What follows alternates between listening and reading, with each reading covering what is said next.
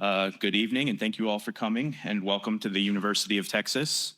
It's my pleasure to welcome you here for the fifth iteration of this event partnership with the Steamboat Institute. My name is Chris Snap, and I'm the managing director of the Salem Center here at the University of Texas.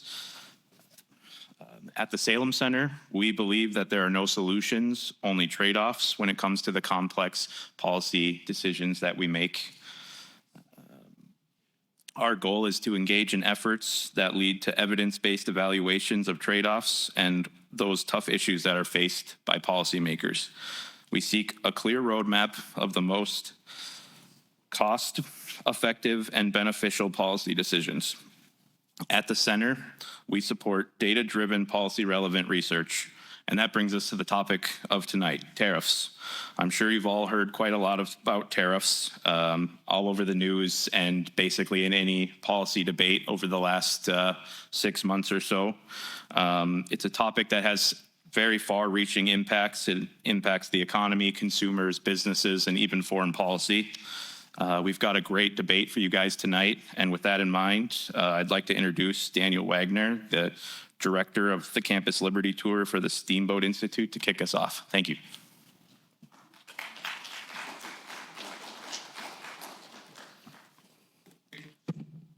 All right, thank you, Chris, for your warm welcome. We always enjoy working with the Salem Center and bringing a debate to the UT campus each year. You all do a great job in promoting civil discourse, and we are proud to partner with you. Thanks to all of you for coming out tonight, and thanks also to our live stream audience watching from all over the country. It's an honor to be here tonight among thinkers, those who care enough to be here to learn and think deeply, not merely to react. Steamboat Institute was founded in 2008 in Steamboat Springs, Colorado, for the purpose of educating people about America's first principles and fostering an appreciation of the freedom we enjoy as Americans. We have hosted dozens of debates on college campuses across America for the past 7.5 years. Why debates? Because civil debate and discourse, not violence, are the key to solving our problems. When we stop talking to each other, bad things happen. Tonight is the third stop in our fall Campus Liberty Tour. 2 weeks ago, we kicked off the fall semester at Virginia Military Institute with a debate on whether the U.S. is experiencing a constitutional crisis. It was a fascinating conversation between George Washington law professor Jonathan Turley and Boston College law professor Daniel Farbman. Last week, we held our second debate of the fall semester at Cornell University with a debate on whether American global dominance is the best defense against tyranny and evil. Over the next month, we will host 3 more debates for a total of 6 this semester. Our upcoming debates include October 28th at the University of Maryland on whether the government should ban diversity, equity, and inclusion programs, on November 4th at Grand Canyon University in Phoenix on whether artificial intelligence will do more harm than good, and November 13th at the University of Colorado at Colorado Springs on whether capitalism is superior to socialism in promoting human flourishing. You can view the full debate schedule, including topics and speakers, at steamboatinstitute.org, and be sure to pick up one of the flyers we have here this evening on the table out front. With all of our debates, you can register to watch live from anywhere in the country. Just go to steamboatinstitute.org and sign up for a free viewing link. You can get some friends together, watch our debate, then continue the conversation with your own debate. And of course, all of our previous debates are available for viewing on Steamboat Institute's YouTube channel. As a nonprofit, nonpartisan organization, Steamboat Institute relies on the support of many generous individuals and foundations to bring programs such as tonight's debate to audiences across the country. I would like to extend a special thank you to our major sponsors, the Adolph Kors Foundation, the Diana Davis Spencer Foundation, the Line and Harry Bradley Foundation, Jack Roth Charitable Foundation, Arthur N. Root Foundation, and Bruce and Marcy Benson for their support, which has allowed us to expand this program to more than 30 college campuses across America. Since America's founding nearly 250 years ago, tariffs have been a key part of American economic policy. From the tariff of 1789, which was designed to raise revenue for the new federal government, to the Smoot-Hawley Tariff Act of 1930, which many economists believe made the Great Depression worse. Tariffs have been the subject of much debate. Tonight's program will offer a fair and balanced debate on the following resolution. Be it resolved, the use of tariffs is beneficial to the American economy. we invite all of our audience members to respond with your view on this resolution, either agree, disagree, or undecided, before the debate begins using the QR code you've been provided. We will then ask your opinion again after the debate is over to see if your opinions have changed. And now it's my great pleasure to introduce our speakers and moderator for this evening, so let's welcome them to the stage.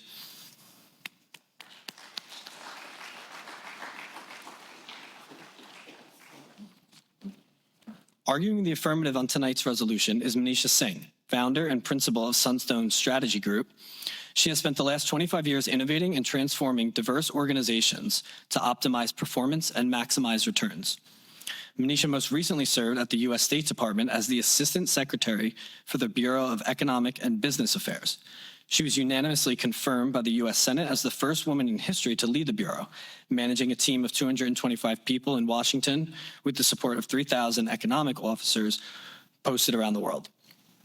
Manisha's private sector career formed a foundation for her decisions as an economic policymaker. She served as a corporate attorney at multinational law firms, where she advised companies from startups to large multinationals. In these roles, she developed a comprehensive knowledge of the strategic operations of companies, ranging from internal management issues to business expansion opportunities.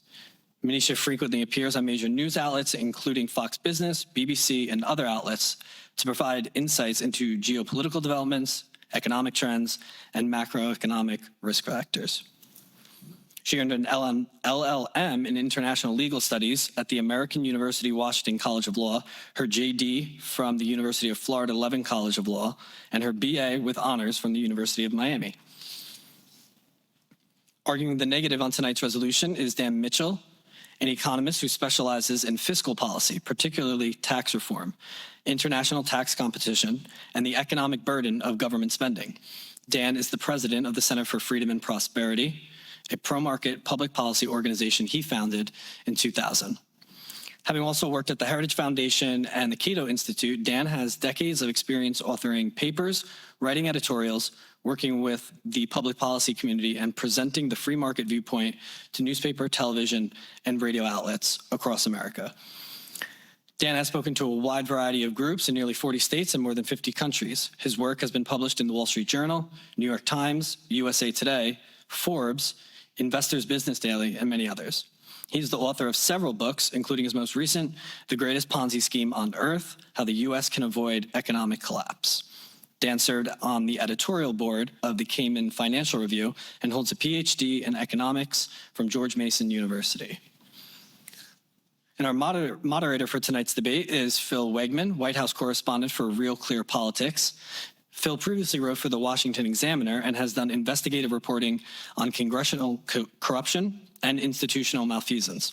He can be seen regularly on CNN, Fox News, and Fox Business, and his voice has been heard on the BBC, NPR, and numerous other radio outlets. Phil is a graduate of Hillsdale College, and in 2018, he was awarded Steamboat Institute's Tony Blankley Fellowship for Public Policy and American Exceptionalism. With that, I will turn it over to our moderator, Phil. Well, thank you so much for that lovely introduction. Like Dan said, I'm Philip Wegman, White House reporter for Real Clear Politics, and I'm your moderator this evening.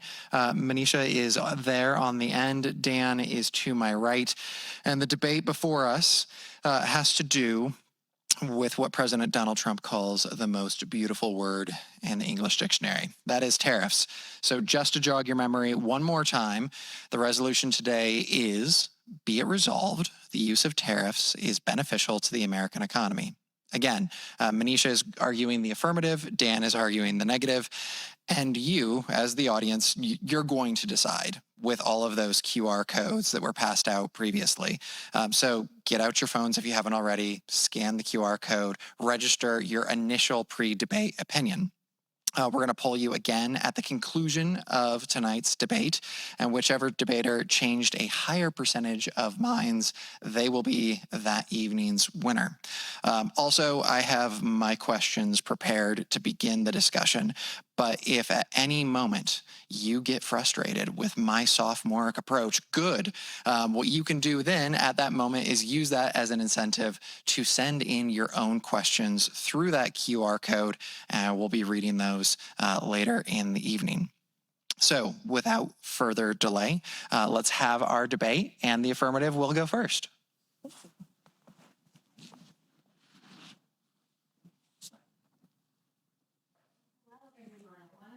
By thanking the Steamboat Institute and the Salem Center and all of you for being here today. It is indeed an important topic. It's one that I think we should engage in thoughtful debate just to consider all parameters of the equation. Now, I like to try to get to know the audience a little bit. It's a very large audience, so it's hard to go around and ask everyone for an individual bio, but just by show of hands, we're here in the business school. For the student population, how many of you are business students? Decent number. What about the College of Liberal Arts? Liberal arts? Okay. Sciences? A couple of scientists. Healthcare field? Anybody in healthcare? Okay, science and healthcare. Okay, so that gives us a pretty good idea of who's out there. So one of the things that I would encourage you to do, regardless of what field you're entering into, is look at the history of your profession, whether that's medicine, a different type of a science, history, law, business, whatever you do, go through the history of your profession, people who've practiced it, how it's developed and evolved. And the reason that I bring that up is because in order to understand the use of tariffs and why I think that the use of tariffs can be effective for the American economy, we have to go back through history. Now, Daniel started off and mentioned a couple of the widely known tariffs that, everybody hears tariff and they think Smoot-Hawley, they think the 1789 tariffs, and those are certainly a part of tariff history. But what I'm going to start with is more of an economic history of production in the United States. So if we go back to World War II, post-World War II, we had an economic boom. And of course, that's where the term baby boomers comes from.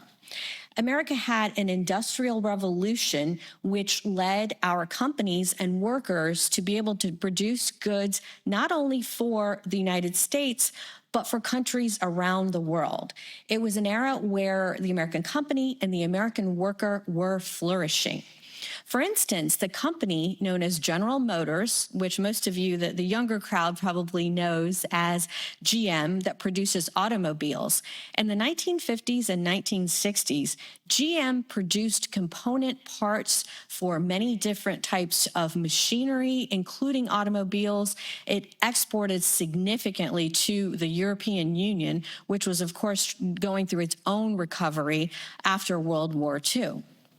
So America was the supplier for the world. And of course, I don't have to tell you about Pittsburgh. Everybody knows the history of Pittsburgh and the steel mills there. Again, not only just the supplier for the United States, but Pittsburgh supplied steel for the world. America is a country where innovation has always developed. We know that the automobile was not only created in America, but with Henry Ford perfecting the assembly line process that revolutionized factories.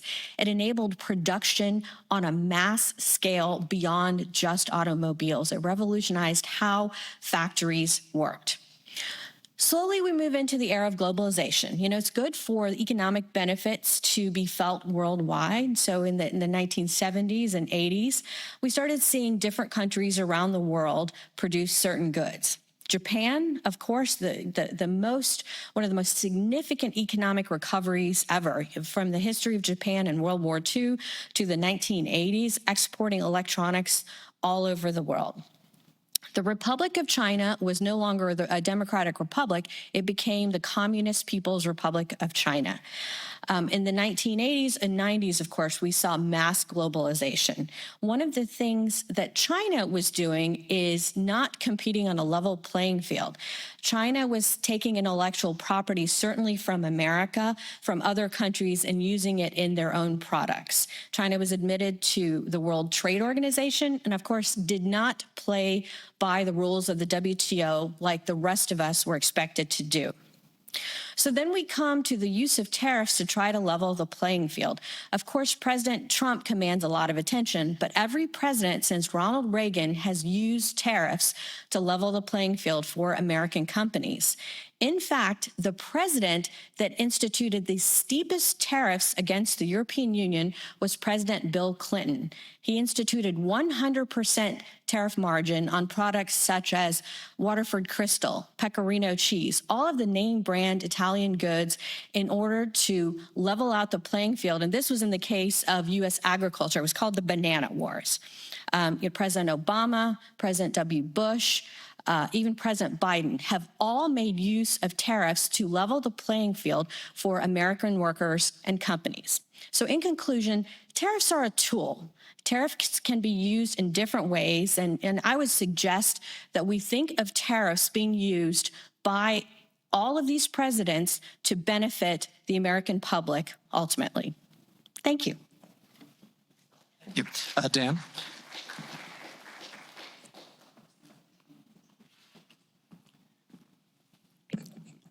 I want to add my thanks also to the organizers of this event, and I specifically want to give a commercial for the Steamboat Institute, especially for you students. They have a conference every August, the Freedom Conference, and they have scholarships for young people, and it's one of the best conferences I've ever participated in, so it's definitely worth looking into. But in terms of our agenda for today, I want to start with two sort of olive branches in the debate. I want to first say that if we went back to the 1800s, when we had tariffs, but no income tax, no big government bureaucracies in Washington, I'd accept that trade. The problem that I have today is that tariffs, which of course are taxes on trade, are being levied on top of all the other taxes we're paying, and I worry that they're financing an even bigger government. But I'll even make another concession to the other side to start with. Trade destroys jobs. As a matter of fact, if you go to the Commerce Department or the Labor Department's website and you look at the data, last year, 30 million jobs were destroyed in the United States. That's the bad news. The good news is that 31 million jobs were created. Every single, if you go back even like before COVID, last decade, we had an average of 28 million jobs a year being destroyed, but an average of 30 million jobs being created. That is the story of what economists call creative destruction. And creative destruction is both the most painful but also the most beneficial part of a capitalist system. Creative destruction is what damages the candle-making industry as the electric light bulb comes around. It damages the horse and buggy industry as the automobile is unveiled. It kills the typewriter industry when the personal computer comes on the scene.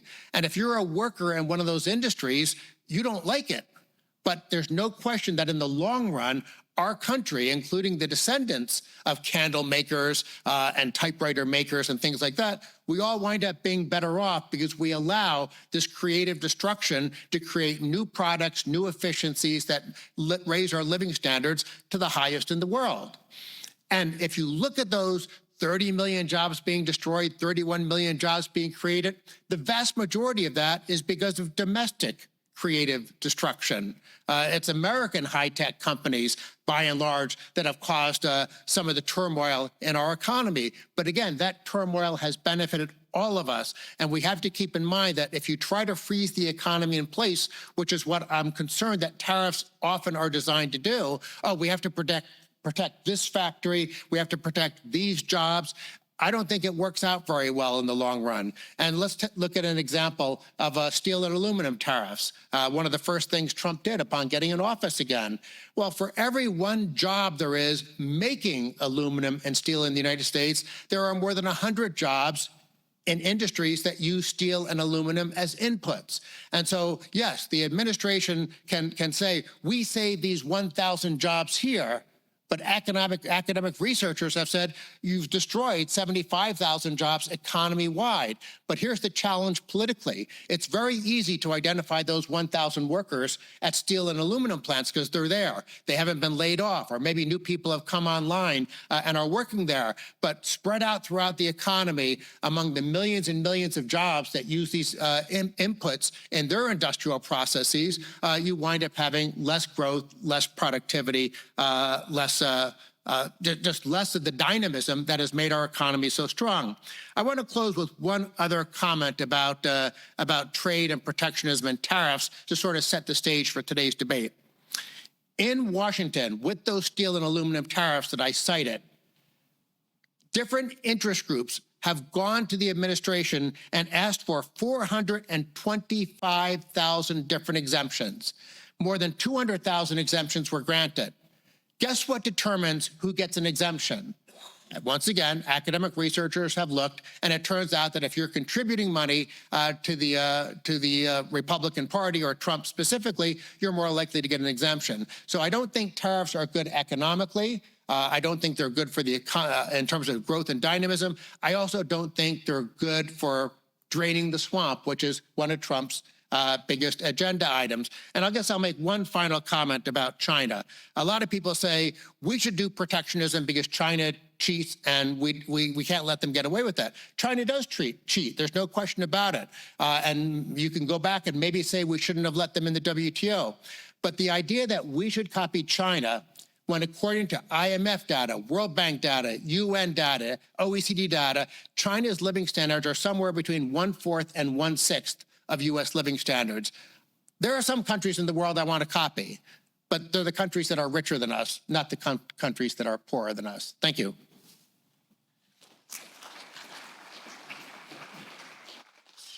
Well, thank you. So to start, what is a tariff? I'm not being entirely glib. I'd like us to arrive at a common definition of what a tariff is in the ideal, and then a practical question: who is it who actually pays those tariffs? So we'll start with you. Well, a tariff is an extra sum. I mean, I'm going to be very plain in my definition here and not get too wonky economist, but a tariff is an extra sum levied on goods. Traditionally, of course, if you levy that extra sum on foreign goods, it makes domestic goods more competitively priced.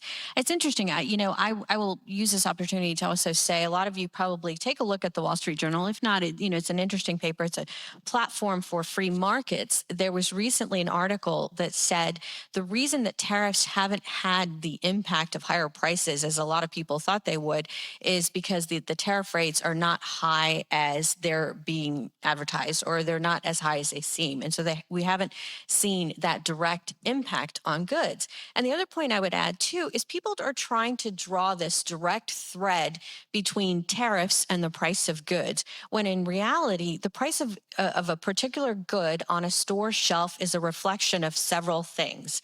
Regulatory burdens, which everybody knows cost companies money, taxes, energy costs, to the extent that the administration is trying to lower energy costs, just from a very common sense perspective. If you have a trucking line that is taking goods produced in California and coming to Texas, if those energy costs are more, those are going to eventually be potentially passed on to the consumer. So, tariffs command a lot of attention. That's another thing I would encourage you to think about is, tariffs are a factor. But again, energy, regulatory, tax burden, there are so many other things that go into the cost of a particular good.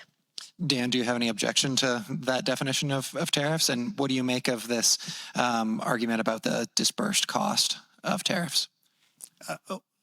I actually agree with a lot of what Manisha said about there are all sorts of factors that are in the economy. And it could very well be, even though I'm very critical of Trump's tariffs, that if he's doing other good things in terms of energy exploration and development, in terms of lowering the corporate tax rate in the first term and moving toward full expensing in the second term, the one big beautiful bill tax cuts. I mean, it could be that I'm going to say in 3 years, yep, on net, I like what Trump did. But that doesn't change the fact that I don't like what he's doing on trade. And I suppose the silly argument in Washington is the Trump people are trying to claim a tariff isn't a tax.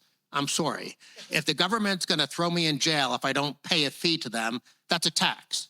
I can choose not to go to Yellowstone Park and not pay the user fee for getting in the park. But I suppose that the Trump people could say, well, you can choose not to buy imports, but I could also choose not to work and not pay an income tax. If the government is forcing you to pay it, it is a tax, but that's a semantic argument. What I care about more is that the tax is making our economy less efficient. Now, if Trump was using tariffs to actually force other countries to lower their tariffs, I'd say, okay, it then just becomes an empirical question. Is that strategy successful? But Trump actually likes tariffs. I mean, as you said, the most beautiful word in the English language. And the tariffs that he imposed in his Liberation Day, they were higher than all the other countries' tariffs against us. I mean, Switzerland has no tariffs against America, and we levied a 39% tariff against them. So, yes, if tariffs are being used to lower trade barriers, I'm for them, but I don't think that's what Trump is doing.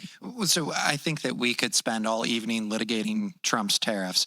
Before we get to that part of the evening, I do want to return to the resolution just very quickly. And I'm not going to have you argue with the resolution that much, but I do want to ask this clarifying question. Should we take the resolution as meaning, beneficial to the American economy? Should we take that in the aggregate, meaning that, they're not beneficial to GDP, employment, the stock market, or should we take the meaning of beneficial to the economy as beneficial to a particular kind of human flourishing? I guess to boil this down more simply, who is this beneficial to when we're having this debate? So Manisha, to start. Okay, well, thank you for that question.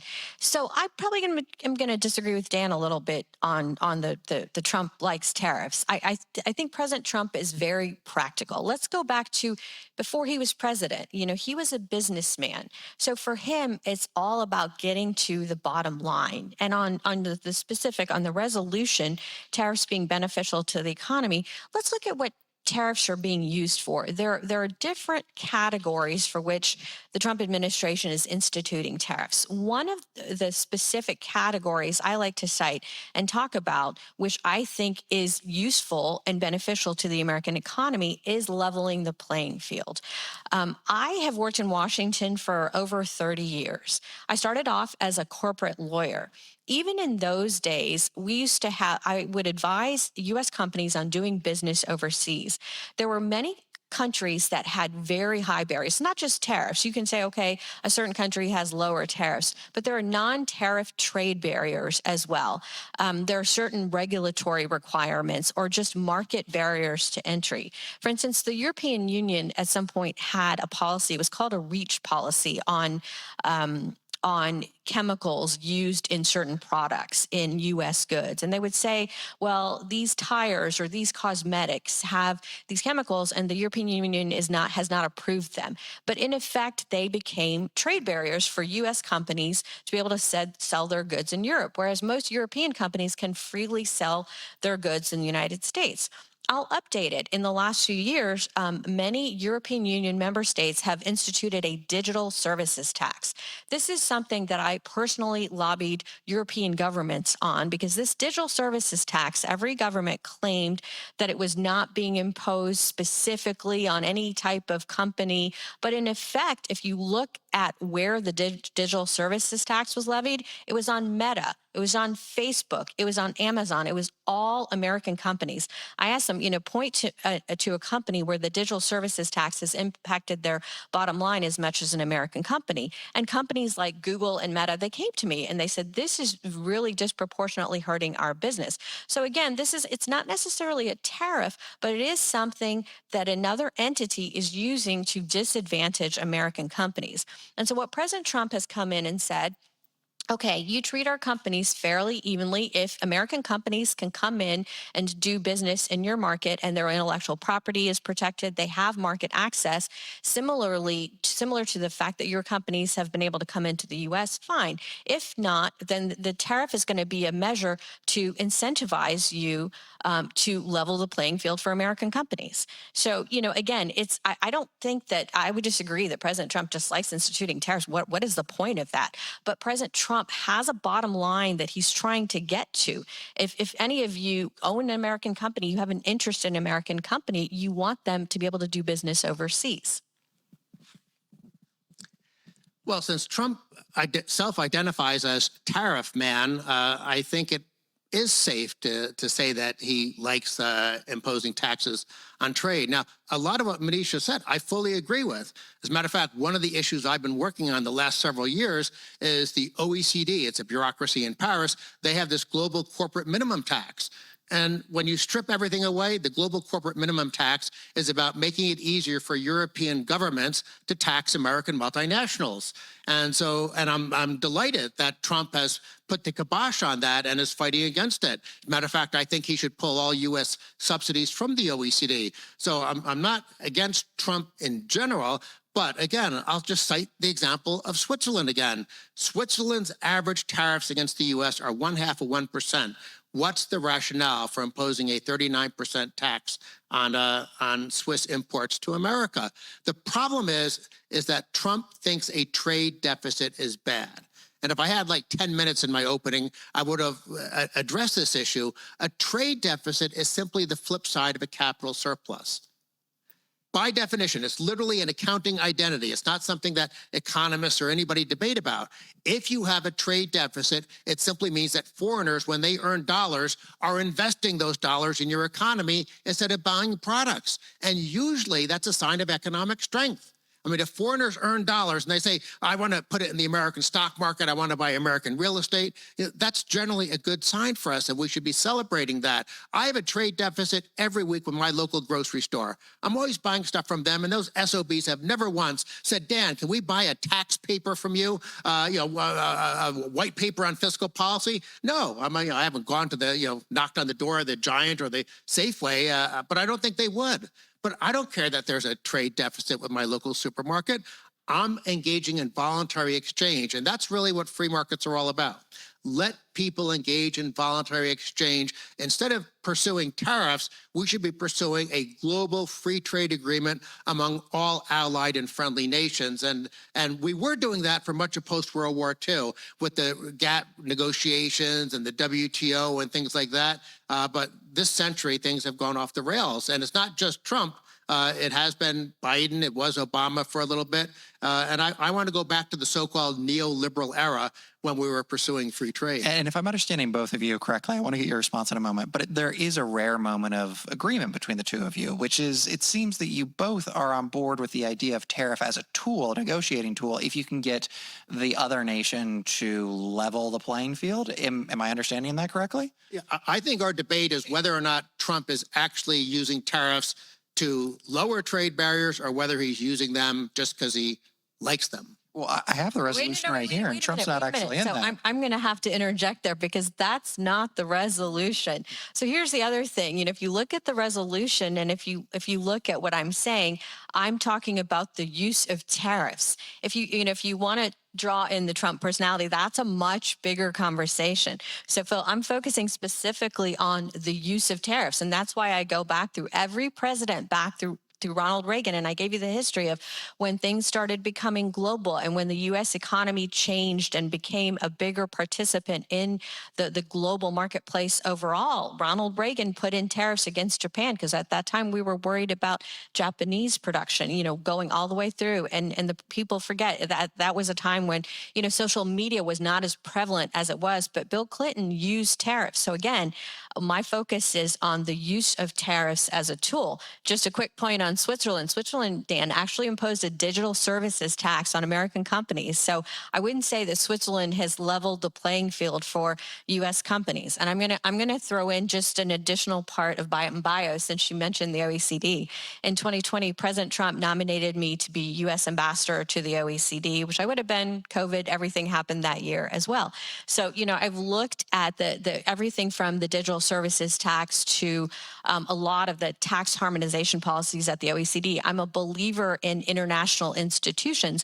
One of the reasons that I wanted to go to the OECD is because it is a nimble enough organization that still works, where you can have a conversation about leveling the playing field for everyone, as opposed to, the GATT and the World Trade Organization. When is the last time you heard anything coming out of the World Trade Organization that had anything to do with the American worker, the American economy? I mean, the WTO has become so large and so onerous that it does not work to level the playing field. I served also in the Bush administration back in 2007, 2008, and we were negotiating free trade agreements.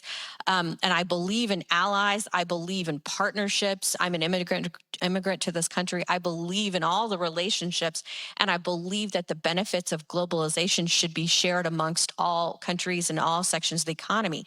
That's not happening. It's not working. Therefore, modern presidents, even starting with President Biden, have turned to a new tool of tariffs. And I'm going to disagree. Tariffs are not a tax. I guarantee you that if you don't pay your taxes, the IRS will come find you eventually. But in terms of the added sum to a product, a particular product, unless there is just that one product that you can't get anywhere else, you do have options. The best thing about America and capitalism and the free market system is, you can go to a Walmart or you can go to another store to buy whatever, but you price, everybody does it. You price shop. You go to the grocery store. I go to Safeway. What I'm buying here is a little too high. So I go to the Giant. It's a little too high there. You have options. We're talking a lot about grocery stores this evening. Certainly, there's other things as well. There's inputs for manufacturing. But Dan, I want to get your response there to what was just put forward. I can choose not to pay income taxes by choosing not to work. If I import something, and actually the importers pay the tax, not that gets passed along to the consumer, but if I'm an importer and I bring something in, smuggling, which of course has a time-honored tradition back when tariffs were the main revenue source for governments, if you get caught, you get thrown in jail, just like if you earn income and don't pay tax, you get thrown in jail. But that's a silly semantic argument. I don't care. Call it an orange chair if you want to. The point is the government's taking money from you. It's distorting the economy by unleveling the playing field. Because if you look at the trade rankings from groups like the Fraser Institute, which publishes Economic Freedom of the World, or the Heritage Foundation's Index of Economic Freedom, you look at the sub-trade measures in those things, and the U.S. is not the leading light of free trade around the world. The Tholos Foundation puts out a trade barriers index. The U.S. is like 50-something, and most European Union countries are ahead of us. So we have some of these non-tariff barriers as well.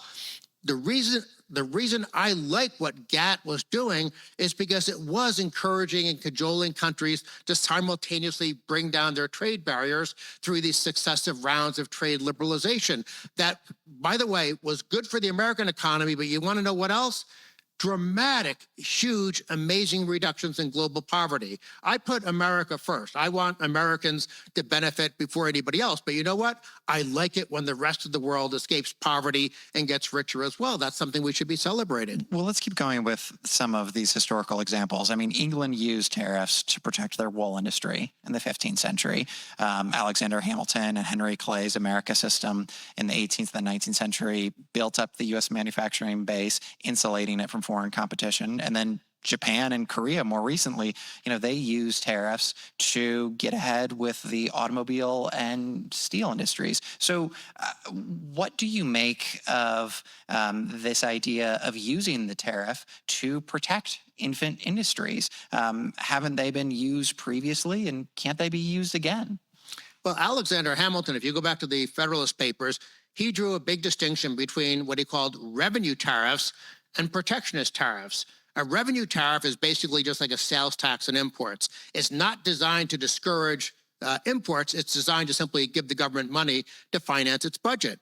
And way back then, and of course, as a libertarian, I like this world, we had no income tax. We didn't have any big welfare state in Washington. The central government basically only did what was in the Constitution. And you literally had a federal government that was only spending 1% to 2% of GDP. Well, the government's only spending 1% to 2% of GDP. Yes, you can finance that with some revenue tariffs and a handful of excise taxes, which of course is what we did rely on for the first 100 plus years of the U.S.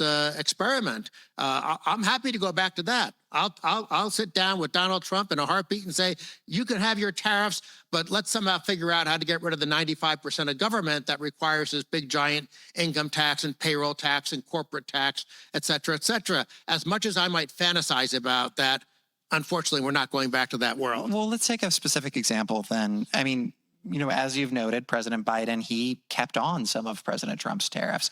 And in particular, one tariff that he added was this 100% tariff on EVs that protected Tesla. And they now enjoy the largest market capitalization of any U.S. automaker. I mean, why can't we have 1,000 Teslas if they're protected in such a way? Well, why would that not be a realistic scenario when, all of us do agree that getting rid of the other income tax system is much less likely? Why is that not a good use of tariffs here in the U.S. market? Well, look at the history of the world. Is Japan a country we want to emulate? They've had 30 years, 3 lost decades, where there's basically been no growth. South Korea, their economy took off after they began to liberalize their trade markets. It makes sense to allow comparative advantage to flourish. A comparative advantage is just an economic wonk term for people, and businesses should concentrate on what they do best relative to the rest of the world. If it makes more sense for Mexico to grow tomatoes than for us to do it, they should do it. If it makes more sense for Korea to produce steel rather than us, they should do it. We are the richest country in the world because, by and large, we haven't had the government interfering and trying to dictate and allocate resources. The great failing of the Soviet Union was that you had command and control. Politicians and bureaucrats tried to decide, okay, we're going to build a steel factory here, we're going to pay people this much, we're going to have this much iron ore production. That model has failed everywhere it's been tried, including the sort of halfway models of industrial policy. I want free markets because all around the world, look at Singapore and Hong Kong, complete free trade jurisdictions, and well, Hong Kong not so much now after China cracked down, but the most fast-growing, richest places in the world. I'd rather copy them than Japan in 1980 or South Korea in 1970. Manisha, are tariffs the hallmark of a command economy? Well, okay, so I think we need to bring the tariff conversation, to answer your question, Phil, into the modern context. I mean, Dan, you mentioned the GATT. The GATT no longer exists. The WTO is even irrelevant. They'll forget about going back to the GATT. And comparative advantage, yes, Adam Smith, Wealth of Nations. I read it. I learned it. If all of you, especially the students, have never taken a look at Adam Smith's theories, I think it's a good academic primer for something like this conversation. But as far as who people should produce what they're good at, in theory, yes, that's a good idea. In reality, does it always work? Not necessarily, because not everybody plays by the rules. And I go back to China. When China joined the World Trade Organization, they agreed to play by the rules that all of us play by. And the United States does play by the rules. We respect trade rules. We respect intellectual property rights. Does that sometimes turn into a disadvantage? Yes. But again, let's go into the modern context of countries producing what they're good at. I'm going to go back to an example from 2020 when I was at the State Department and COVID and this concept of allies. Again, I'm a believer in allies, but when a global emergency like COVID happened, let me tell you about the phone calls I was making.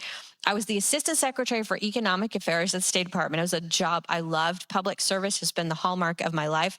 Again, as an immigrant to this country, I love this country. Public service is so important to me. Sitting at the State Department, I had 2020 planned out. I was going to make, trips to Europe and go talk to people there. I had sub-Saharan Africa, go talk to everybody about how we can improve business and economic relations. All of a sudden, in February, we started hearing about COVID. In March, all of a sudden, we had to shut down. I remember having a conversation with Secretary Pompeo. I was like, we got to send everybody home, especially the vulnerable populations. And then, the hospitals, we started hearing from around the country, we don't have enough ventilators. The richest country in the world, okay, we're the richest country in the world, yet we have vulnerable and elderly populations and we don't have enough ventilators. These aren't, army tanks that need to be produced, they're ventilators. So, I'm calling around and I call the Canadians and they say, well, we can't supply you the ventilators because guess what? We have people dying here too. We would love to help you, but we can't. So that just gives you an example of all of a sudden we're not making ventilators, people are dying. Another example of hospitals in the DC area needed these medical grade surgical gowns because, right, we had the personal protective equipment, the N95 masks for doctors, the regular masks for the rest of us. But I didn't realize there was different grades of surgical gear, these medical grade surgical gowns. So we started calling around. The factory that produces the highest quality and the most medical grade surgical gowns, where it was located? Wuhan, China. All of a sudden, and I thought, really? Even if we can get these gowns, Wuhan was the ground zero for COVID. Can we get them from there? So as far as everybody producing stuff around the world, this is an eye opener. So the word supply chain in 2018, the average person didn't, economists like me and Dan, we knew what supply chains were. Now supply chains is a household term. So if one thing we learned, you can't always rely on other countries to provide you life-saving equipment, life-saving medicines, everything that you need. I do agree that countries can produce things and we can trade amongst ourselves, but we've gone too far in that direction. At some point, the U.S. needs to produce things for life-saving equipment for our own national security. Well, so take that up quickly, Dan. I mean, was that a market failure that we couldn't get PPE during the pandemic, or was that a once-in-a-century fluke that came along, with the pandemic? Is this a particular example, or is this a systemic example? I think it's more the particular example. If we had just kept the government out of it, you would have had entrepreneurs very quickly ramping up and figuring out how to make whatever surgical gowns, whatever ventilators were needed. We don't need central planning. I have to make a comment, by the way, on China and the WTO. Countries all around the world have been concerned about Chinese cheating on terms of trade agreements. Countries all around the world also wanted to use the WTO to crack down on China. Guess who kneecapped the WTO? The first Trump administration. No appellate judges were appointed. The WTO basically has withered away ever since then, when that was the vehicle that was probably most effective for cracking down on Chinese misbehavior. Because I teach every year in China for a week up at Northeastern University in Shenyang. It's a relatively poor country compared to us, and there's no question there is a lot of cheating.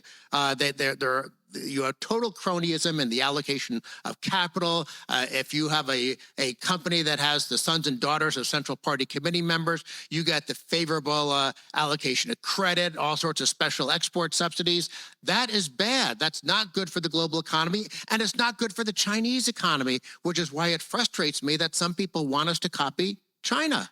Well, no, wait. Nobody wants us to copy China. Also on the WTO, I'm probably going to take issue with that because the WTO was floundering long before the first Trump administration. And in fact, one of the reasons that I think President Trump was elected is because people were looking at global circumstances and thinking, is this still working for America? The Doha round occurred in 2007, 2008. And it's not even doing anything to alleviate poverty. The whole purpose of the Doha round was to help developing countries get into the global economy. It wasn't working. It hasn't worked, not just for the United States, but for anyone around the world. And believe me, if there were domestic companies who could have produced PPE, I would have called them. We literally called everybody. I was the center of the economic department, economic division of the State Department, the Commerce Department. We were calling everyone. This was a situation. I'm a believer in limited government, but during COVID, if government hadn't stepped in, we wouldn't have the life-saving COVID vaccine that was there. So that was an instant where we marshaled all of the resources in the U.S. to produce what we needed. The capacity was not there. I was on the phone literally with the CEOs of the airlines because we had hundreds of thousands of Americans all over the world. There were high school students studying abroad. There were tourists in Machu Picchu. And I got a call from our embassy in Peru, and they said, Peru is locking down in 48 hours. If you don't have a place to stay, you need to get out. And so I would literally call the CEO of United Airlines and said, can you get a plane down down to the embassy so we can put these, Americans who are not permanent residents in Peru and get them out. So this was a situation where the United States government called everybody in the private sector. If we could have made it here, but that's what I'm saying. We need to think about in those sorts of times and forget about COVID, national security. What does our military need? Is when in the age of artificial intelligence, we're talking about tariffs on particular goods, but think about, you all are college students now. For you, AI is going to become a part of your life. AI, quantum robotics, for us, it's just starting. 20 years from now, it's going to be a part of your job, your life. Don't you want the United States to have the ability to not just we hear about NVIDIA and OpenAI and the chips, but all the things that we don't know about yet. Shouldn't we be making that here so that we have the advantage, both commercial and security? Think about 20 years from now, when you all are in the workforce, what does it mean for you? So let's put COVID in the rearview mirror just for a second and then focus on some of the effects that we have seen from the Trump administration post-Liberation Day. I mean, according to the Department of Labor, the U.S. has lost 33,000 manufacturing jobs. The Institute of Supply Managers Manufacturing PMI has recorded 7 straight months of contraction. So, if tariffs protect domestic industry, how long does it take for the benefits to start kicking in? I don't think tariffs are something that should be instituted whole scale and used forever. I think tariffs are a temporary measure that should be utilized, again, to adjust particular circumstances, right? And if you look at other figures, if you look at inflation, if you look at the consumer price index, they've remained relatively stable. As far as jobs, I think Dan did a great job of explaining, jobs and trade-offs and how there are some jobs that are lost and some jobs that are gained. And again, for all of you, especially the young people in the room, I encourage you to think about that. What does the job future look like? The other category for tariffs that President Trump is using that we haven't talked about yet is to shape and change behavior. I think many of you know that the flow of fentanyl over our southern border has been catastrophic. I'm sure many of you, have friends, family members, community members who've been affected by fentanyl, the opioid crisis. We know for a fact that China is deliberately sending fentanyl to Mexico to be shipped across the border into U.S. communities, into U.S. schools. So that was, people talk about a trade war. I want to focus on the war on fentanyl. These tariffs on China are also being used to shape and change their behavior. And guess what? Xi Jinping started paying attention. All of a sudden, the domestic economy in China is suffering as well. I'm sure any of you who read the headlines know that China's domestic economy is starting to show cracks. So to the extent that we need Xi Jinping to come to the negotiating table and agree to things like stopping to dump fentanyl into America, all of a sudden it's advantage America. Well, 2 things, Dan. First, should we, if the affirmative case is correct, see a manufacturing renaissance in this country? And if so, why haven't we seen it yet? And then the other point, both of you agreed that tariffs could be used as a negotiation tool. Do we also agree on this question of using it as a political tool as well to shape the actions of foreign nations, like, for instance, China, to stop the flow of fentanyl? On manufacturing, here's something that we should all acknowledge. Manufacturing output as a share of GDP for the last 70 years has been relatively constant, around 18, 19, 20% of GDP.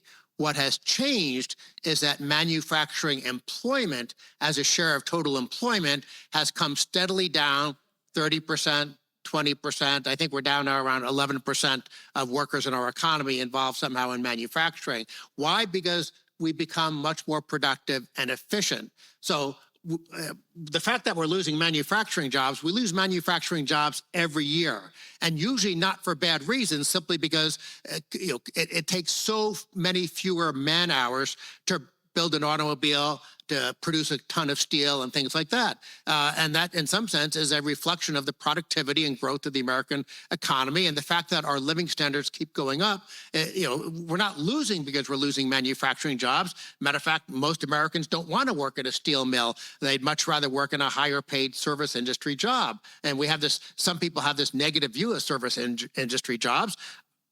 I guess all of us here are in the service industry, aren't we? We're definitely not manufacturing anything except maybe some hot air every so I work in the often. journalism mines every day. But in terms of, okay, what's the net impact of what Trump has done in terms of this long run secular decline in manufacturing employment? It has to have hurt, because uncertainty is a form of a tax on companies. You don't know what to plan, but that's actually trivial compared to the point I want to close up on, which is that China is the bad guy in terms of global trade, and also, as Manisha said, maybe things like fentanyl, not my area of expertise. I don't have any experience taking fentanyl, but here's the thing. Because of what we're doing, not just to China, but to all our allies around the world, we have actually strengthened China's role in the global economy. We're putting at risk America's dollar as the world's reserve currency because of what we're doing to other countries. If the whole goal was to focus on China, there's an argument for that, because China doesn't behave well. I'm an optimist. I think using the WTO would have been the right idea, but maybe I'm wrong on that. But I know one thing for sure. We have helped China build stronger relationships with other countries, because other countries have had the rug pulled out from under them with, surprise tariffs, all sorts of trade barriers, and they resent that and they don't like it. And so I don't think this is going to end well, which is why if we focus on the question of the debate, as Manisha helpfully has reminded us, I don't think we're using tariffs as a negotiating tool in a way that is helpful to the country. Well, Dan, I'll agree with you on China, certainly. Someone said to me once that the United States, America, has allies and partners. China has customers. And I think the people who deal with China know that. They know that it's about the bottom line. China wants to come in. They're going to provide you a loan or money to build your road or build your port. But ask the country of Sri Lanka. All of a sudden, Sri Lanka gets help.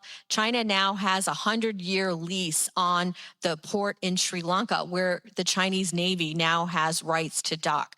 And so all of these countries, these countries that rely on Chinese economic might for input into their country, I think that they understand there's a trade-off. If the United States of America helps you, they're not taking an interest in your government. They're not taking away a piece of we're not taking away a piece of your sovereignty. China always does that. There's a cost. You pay with your sovereignty. I think a lot of countries around the world are recognizing that. And it is a challenge. I do think that we need to look at China in a very specific manner and make sure that we keep the relationships, we keep our allies and our partners.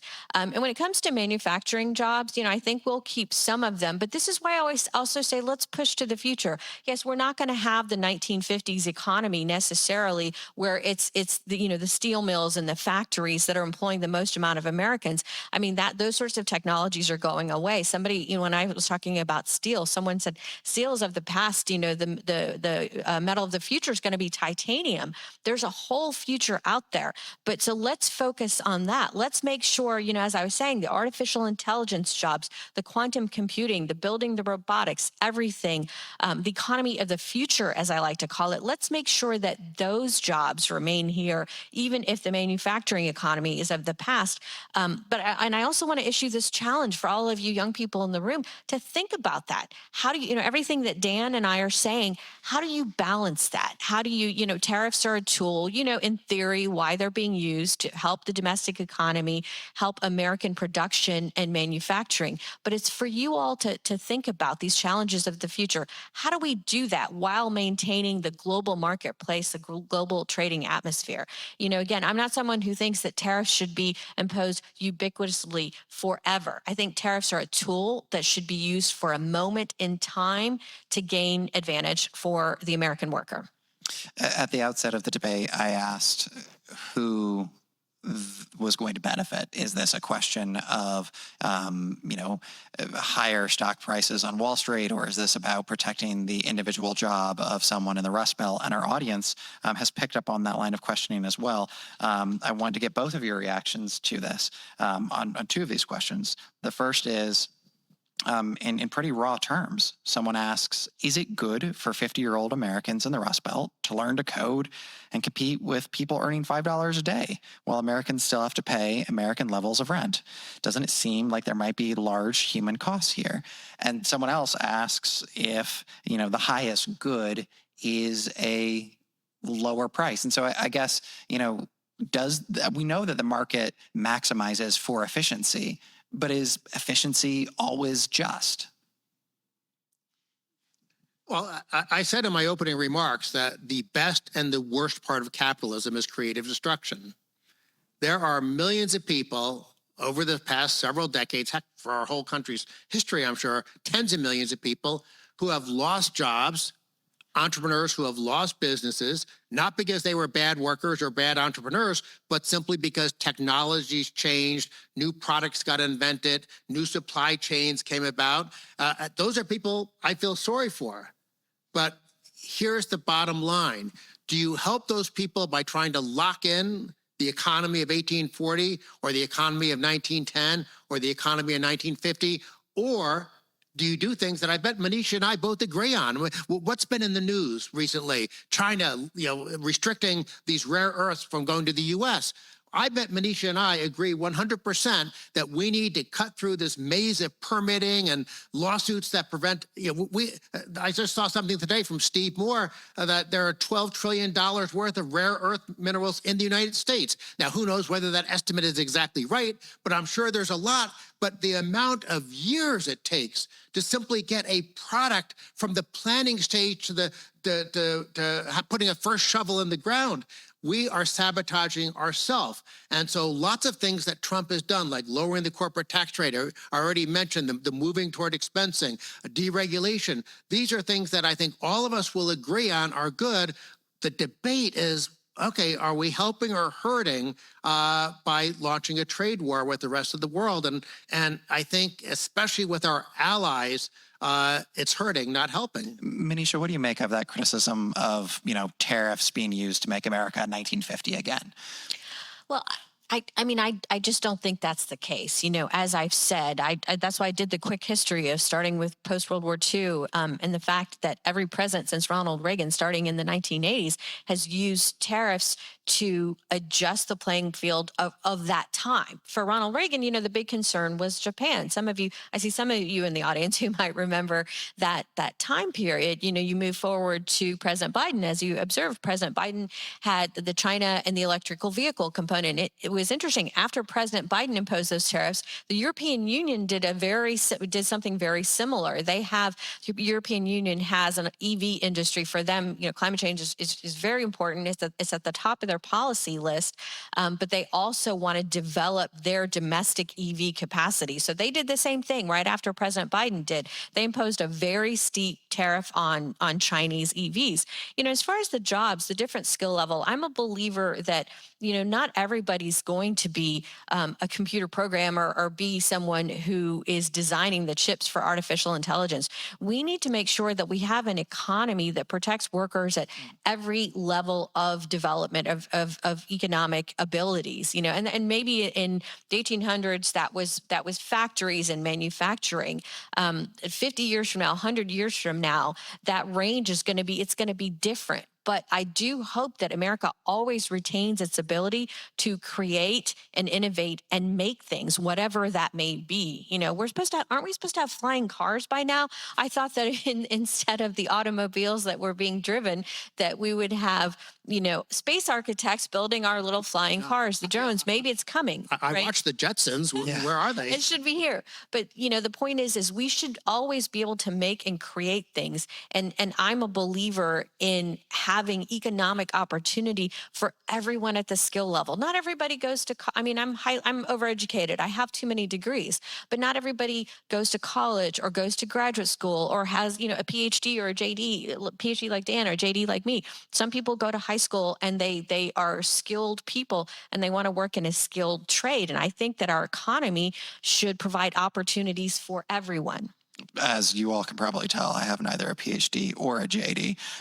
But one thing I do want to ask based off of some of the questions that are coming in is sort of a natural corollary here, which is, does there need to be an accompanying industrial policy to go along with these tariffs to get some of the economic and political advantages that you were talking about? Does Washington need to say, we're going to favor not just particular industries from foreign competition, but we need to invest more in rare earths? Is that a requirement for the affirmative case, that there would be more government action to set a national industrial policy so we could compete with China?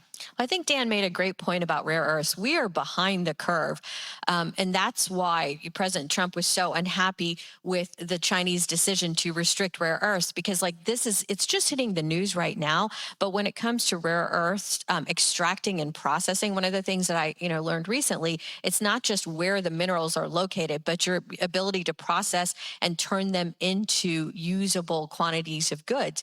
And we have, in America, we know between like Alaska, a lot of the Western states, we have resources generally there, and rare earth minerals are available. But, as Dan rightly pointed out, if it's going to take you permitting, if the permitting process takes years in some cases, and we're already behind the curves. I mean, China's been developing rare earths for the last 20 years or so, and just now we're sort of learning what rare earths are. And so we've got to cut short some of these permitting process. And I'm a believer in I don't believe in shortcutting environmental regulations. I think you can permit the extraction of rare earth minerals while also maintaining the environment as well. But we're already behind the curve. So I think that we do need to take up the China question much more directly. Absent the WTO and purely from a free market perspective, if the United States is confronted with a foreign adversary that is being unfair in their trade practices, what is the free market response to that unfairness? Is it to try and find other trading partners elsewhere? Is it an expectation that, by remaining free market, the United States will come out in the end? What would the free market perspective be? Economically, the problem with another country subsidizing their industries is that you are getting their products below cost. And so you can't, if you're a consumer, you're not going to go to another country because, oh, wait, China's selling me this for, $10. Every other country that produces it, it's being sold for $12. Of course, you're going to buy the Chinese produced product. But if the Chinese produced product is really $13 of cost, but because of government misallocation of credit, because of export subsidies and things like that, if it's only being sold at 10, that is definitely something that distorts the patterns of international trade.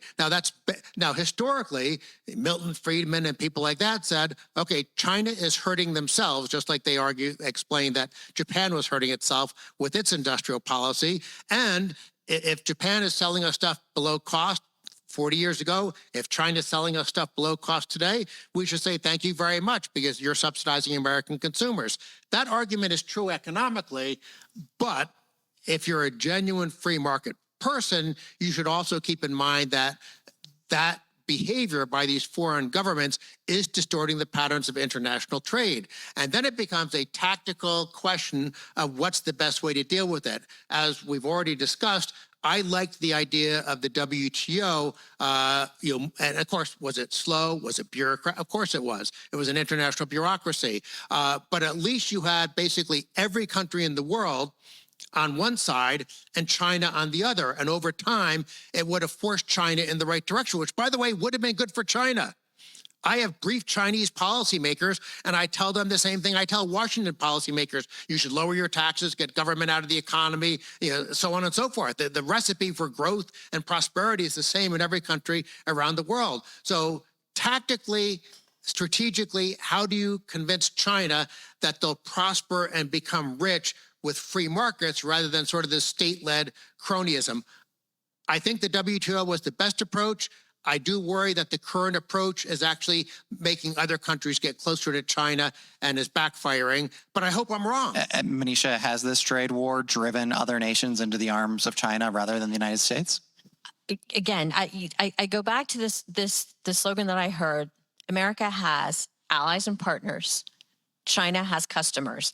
People deal with China because they have to. People understand that America is a country that looks after the world. The latest news this week being, of course, the Middle East peace agreement. There were heads of state from Europe everywhere invited at the very last minute. Everybody, there were embassies. I had a friend at an embassy who called me and said, "Can you help me get my prime minister an invite?" I'm like, I'm not even in the administration. So America is the leader of the free world. Other countries understand that we stand for the right thing. Going back to China, Dan, I wish that the WTO was something that worked. I was, in my formative years as a lawyer, the WTO, I went to Geneva, I went to WTO sessions. I have represented the United States government at the World Trade Organization. It is not working. That's why I give you the example of there are smaller organizations that might work, but I think everybody has given up on the WTO. And I give you so much credit, Dan, for having that real conversation with Chinese government officials and giving them these pointers. And the reality is they're not going to listen. Even on China, I have been having conversations with China for many, many years. Some of you may vaguely remember reading about the Strategic Economic Dialogue, the SED, which started in the Bush administration. Again, we hosted Chinese officials here in the U.S. I went to Beijing. I've gone to Beijing several times and had the conversation, and I took Silicon Valley tech companies with me to China who said, look, we want to do business in China, but you can't rip off our intellectual property. That is our lifeline. It's billions of dollars for us. In the Obama administration, they had the SNED. They tweaked it slightly, the Strategic and Economic Dialogue. Again, the Obama administration officials, Secretary Hillary Clinton at the time, went to China to have the same conversation. In the first Trump administration, then Secretary Wilbur Ross started off the CED, the Comprehensive Economic Dialogue, again with China. And then at some point, President Trump realized it doesn't matter. We keep having these conversations. When I would go, my Chinese counterpart would commit to me that American companies would have market access, that they would protect intellectual property rights. Nothing ever changed. And so President Trump, during the first Trump administration, finally just said, we're going to deal differently because we keep getting told that this is going to happen. We don't want to impede China's growth, but it can't be at our expense. And as far as the countries of the question of other countries, I think other countries are realizing, they're understanding that China is doing things, but it comes at a great cost. You are, as a country, you are selling part of your soul to China. And in some cases, maybe they have to, but they understand. People understand the difference between America and China. If countering China is the objective, though, how does it make sense to levy tariffs on some of our longest standing allies, like the United Kingdom, like France, like Australia? Because that's a different question. Australia, again, I can lay out for you every country. I'll use India as an example. People, in India, people were very upset about the tariffs being instituted against India. I'll go back to my days of counseling companies. When U.S. companies wanted to try to go to India, they were required to set up a joint venture. The joint venture had to be 51% Indian owned. So that's in effect a market access barrier. You all know Harley Davidson, quintessential American brand, has been trying to get into India for decades. In India, just now, the family automobile is becoming more of a staple. But in the 70s and 80s, in India, there were several brands of Indian automotives that produce like the scooters, the mini, they were sort of mini motorcycles that was the mode of transportation for the average American family. Huge potential market for Harley Davidson. They've never been allowed in. I'll give you a personal story. My family origin was in India. When I was practicing at law firms, I tried to develop a doing business in India practice. I thought, this is going to be great. I can market myself. One of the large law firms I was at, the multinational firms, we wanted to set up an office in New Delhi. And they were like, no, we don't allow foreign lawyers to practice. I said, but I have a friend who's a New Delhi trained lawyer. She came to New York. She was allowed to take the New York bar, and she can practice in the U.S. I mean, that's a small example, but this is why I tell you, things are not always what they seem in terms of we're levying this and that on our allies. India has always made it very difficult for U.S. companies to do business there.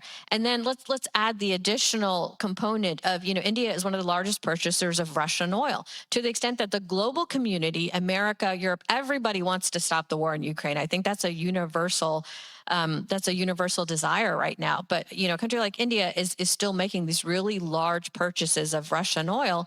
So what do? How do you address that equation? Okay, again, tariffs are a tool, in this case, both on leveling the playing field for American companies and also to potentially shape and change behavior. I want to make certain that we leave enough time for closing remarks, but I want both of you to be forward-looking in our current moment here. As the United States levies tariffs and other nations respond with their own retaliatory tariffs, do you expect that at a certain point that this will just legitimize protectionism the world over? You've done this to us, so we're going to do it back to you. Or do you think that at a certain point we will return to a more free trade scenario where you have both trading partners reducing their barriers? What is your expectation, Dan? Look into your crystal ball. You're asking me to be optimistic. That's very difficult dispositionally for me. Because it's not just Trump, Biden, Obama. We have moved more in a protectionist direction this century after decades of progress after World War II that did yield. I mean, the WTO and the GATT process did actually yield progress in terms of global trade barriers coming down and global prosperity going up. So I don't think we want to give it, we don't want to dismiss it out of hand. I give speeches all over the world. I've probably been in 20 countries this year alone giving speeches. Government policymakers, business leaders, they all think that the U.S. approach is completely chaotic and it just depends on what side of the bed Trump wakes up on. Now, if there was a conscious, deliberate strategy, we're going to go after genuine protectionist countries like India, like China, but we're not going to go after genuine free trade countries like, or at least relatively speaking, like Australia and Switzerland and so on and so forth. I'm open to that argument, but that's not what we're doing, which is why I don't think, getting back to the language of the resolution we're debating, I don't think tariffs are being used intelligently to make America better off. Instead, I think they're being done for protectionist reasons, and world history says that's not a good idea. Manisha, your crystal ball. Oh, I disagree entirely with the term protectionism is, one that's used. There may have been a period in history where there was a protectionist moment. This is, again, I can't state this strongly enough. This is to level the playing field for American companies and American workers. And I've given, several examples of different countries that have made it very difficult for American companies to go in to do business. Whereas the United States, I mean, you can buy products here from anywhere in the world. China, Japan, India, the European Union, except for maybe North Korea, you can literally buy products from anywhere in the world, and they are relatively competitively priced. U.S. companies have had, I could do an hour on U.S. agriculture. The European Union has been so, if you want to use the word protectionist, you can talk to the American Farm Bureau, and this is regardless of administration.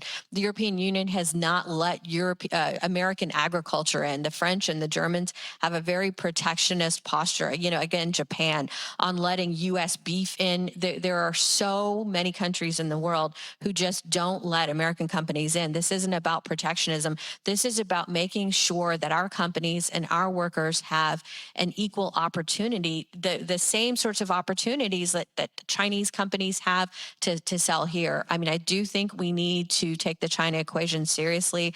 I think, again, I wish the WTO had worked. It has not. The WTO is definitely in the rearview mirror.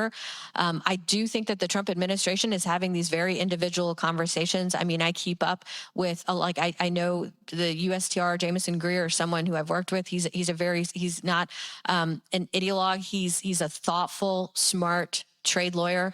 And they're like, the India conversation is one, the conversation with the EU is a separate one. So it's not sort of a block answer, right? Are we going to do this with everyone? It's, well, with certain countries, with South Korea, we resolve certain issues. So, that country has been put into the category of resolved. It doesn't mean the new ones aren't going to come up, but these are very individual conversations. This is where the U.S. State Department also, my former colleagues there who understand the specific nuances of negotiating with every country, and they still do it. So a specific question to both of you, and then I would like you to make your closing remarks. Manisha, for the affirmative case, does a vote for the affirmative, the tariffs are beneficial to the United States, mean that the audience is saying yes to not just some tariffs and negotiations on close allies, but does that mean that the audience is necessarily saying, if they vote yes, that they are willing in the short term to pay higher prices? No, I don't think so at all. That's exactly as I told you. The tariff thread, the tariff thread doesn't connect directly to prices. Tariffs are one part of the equation. I mean, you don't even have to be an economist to know this, right? Regulatory burdens. I mean, Dan mentioned this as well. If a company has to go through, well, I have to fill out all these forms and I have to do this, apply for this license. The beauty shops are the famous example of the amount of licenses you have to cut hair in a beauty shop. A small business, can't afford to do that. The taxes, the energy costs, and I similarly give you the example of transportation costs. All of those things go into the cost of a good. A tariff is one factor. I'm not saying it's not relevant at all. It is relevant, but consumer prices have been going up for a while. You'll recall, let's go back to the election of 2024. Remember at the time, anybody who was watching television ads, there were both sides, the Republicans and Democrats were playing, and not just the presidential election, but local elections as well. Everybody was talking about higher prices. This was before the Trump tariffs were in place. In fact, Kamala Harris, as a candidate at the time, was talking about price controls. She said, I know that prices are high. I would like to think about price controls. And so the cost of consumer goods, I don't think anybody should ever have to pay more than is reasonably necessary for consumer goods. I'd like to see the cost of goods lowered. I think that by next year, when you start seeing a lot of these other policies, and Dan mentioned the big, beautiful bill, you see a lot of these policies go into place, that costs are going to stabilize, are going to go lower. Somebody else was worried about their 401k. I pointed out to them that the Dow actually crossed 47,000 last week. So your 401ks are going to be fine. I am incredibly optimistic about the future. I do think that we need to be careful. We need to negotiate. And I think that if you, as the American public, are questioning what the White House is doing and you don't think it's going the right way and you think prices are going to be higher, get involved. Ask your local representatives. So, what are you doing for me? So Dan, I think that you would agree that you would like to see regulatory burdens lessened. Just your response, Manisha, there, because we do know that some of the inputs in manufacturing, some of these raw materials, that will go up. Your response and a question also for you. Milton Friedman famously said that inflation is anywhere and everywhere a monetary phenomenon. And I have written and explained to journalists that Trump's tariffs are not inflationary, because inflation only happens when you have bad monetary policy. However, tariffs do distort relative prices. And we have seen certain inputs go up in price, and we have seen those inputs having negative downstream effects. I keep coming back to the example of there being far, far more steel and aluminum using industries than producing industries, and of course, related jobs. So yes, tariffs are a tax. They're a tax that hurts the economy. That doesn't mean, though, they cause higher prices. We had some of the worst tariffs in our history during the Great Depression, and we had falling prices during the Great Depression because the economy was in such terrible shape, in part because of the tariffs. So I blame tariffs for lots of things. I'm not going to blame them for things that the Fed deserves blame for. And then Dan, I think you just made the case for me, don't you think? I'm not quite sure about that. And then a distinct question for you, Dan. I do want to return to the question of China. Absent some breakthrough at the World Trade Organization, does a vote for the negative, the tariffs are not beneficial to the U.S., mean that the audience is saying no to tariffs on a rival like China? And if they vote no, aren't they saying, to Manisha's point, that they're okay with a communist regime that could corner the market on life-saving pharmaceuticals? Take up that argument in our final moments here. I am perfectly content with the notion that if we had an agenda to liberalize trade with all of our friends and allies around the world, but impose just tariffs on China and maybe India, because it is one of the most protectionist countries in the world, I'd be okay with that. I'm not sure it's the right approach. As I said, my bias has always been toward the WTO, but admittedly, I agree with Manisha. It's basically a dead issue now, but I just think it's unfortunate that it's a dead issue now. But I want free trade with the rest of the world. We're not leveling the playing field. Trump said he wanted reciprocal tariffs. Well, if we wanted reciprocal tariffs, why on the vast majority of countries in the world did we impose higher tariffs on them than they imposed on us? That's not reciprocal. That's creating a different unlevel playing field. The U.S. should be a leader in terms of economic liberalization, trade liberalization, and we should do it with as many countries as possible. And again, I'm not saying this to be anti-China. I love my trips to China and my teaching there and stuff like that. And what I say to Chinese leaders, as I already said, you are hurting yourself. Chinese people are rich in Singapore. Chinese people are rich in Hong Kong. Chinese Americans are rich. Chinese are rich everywhere except for China. What does that tell you? The problem is Chinese government policy. So they should be doing exactly what we're trying to get American politicians to do. Reduce the burden of government, liberalize, deregulate, open your economy. But in the short run, if they insist on continuing to cheat, then yes, target them if you want. Not my preferred route, but it's probably better than nothing. But for the rest of the world, get rid of these Liberation Day tariffs, have a global free trade agreement among friendly and allied nations. We are running Just a very quick- close on time. Just So a quick point, if I can make on the reciprocal tariff idea. You know, people say like, oh, such and such country, Australia's an example. They don't have tariffs on American goods. This is why I'm giving the example. There are non-tariff trade barriers in many cases that are even worse than tariffs. So just because a country doesn't have per se tariffs on American goods doesn't mean that there are not significant trade barriers. and we need to get to our final remarks. So Manisha, your closing argument, and then Dan, you'll have the final word.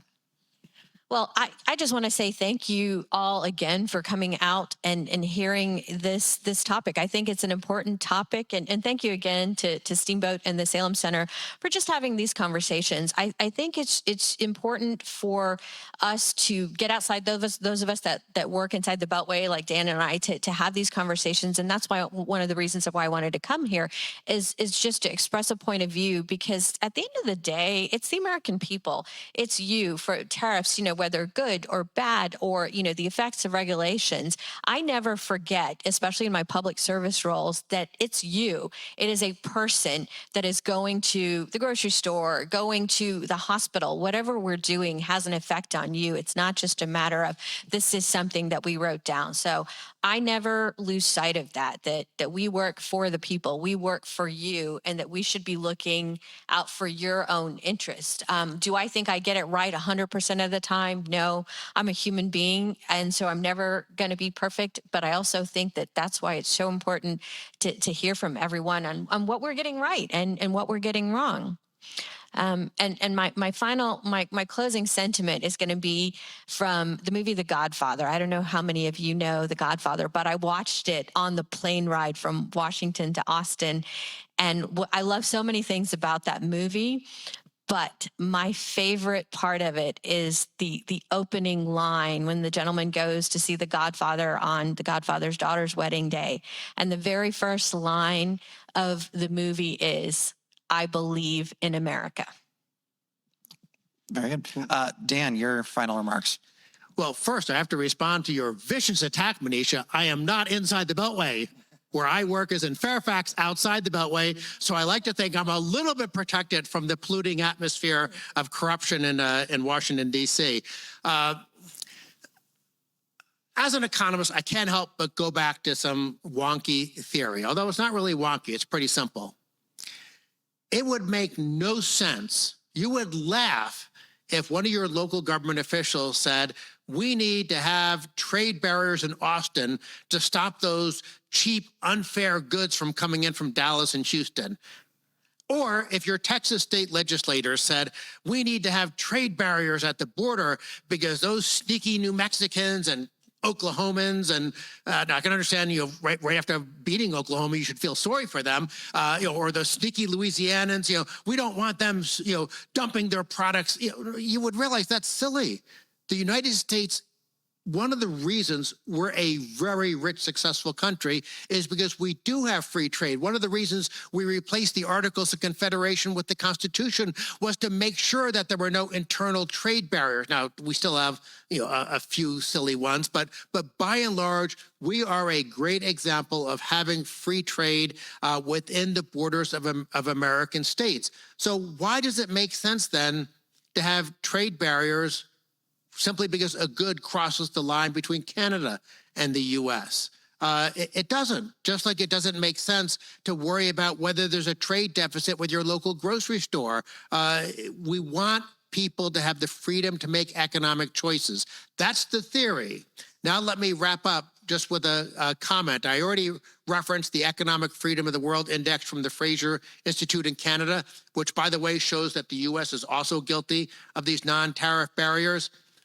But one thing that you look at, and I went through their big data set to calculate this, the 10 most free trade countries in the world have average per capita GDP of over $46,000 a year.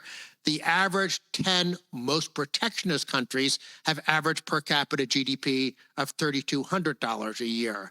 The world evidence is so overwhelming that free markets and free trade are the recipe for prosperity.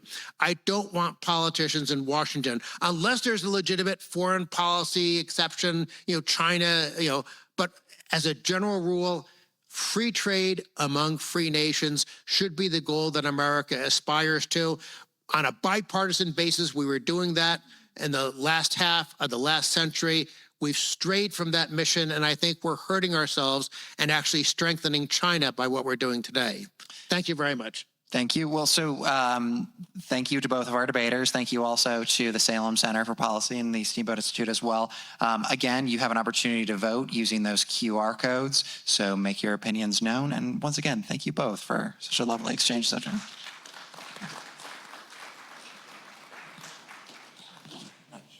All right. And can you see those results? Or those are the initial? This is the post-debate poll numbers, so we're still moving a little bit. Numbers are still coming in. We're waiting with bated breath.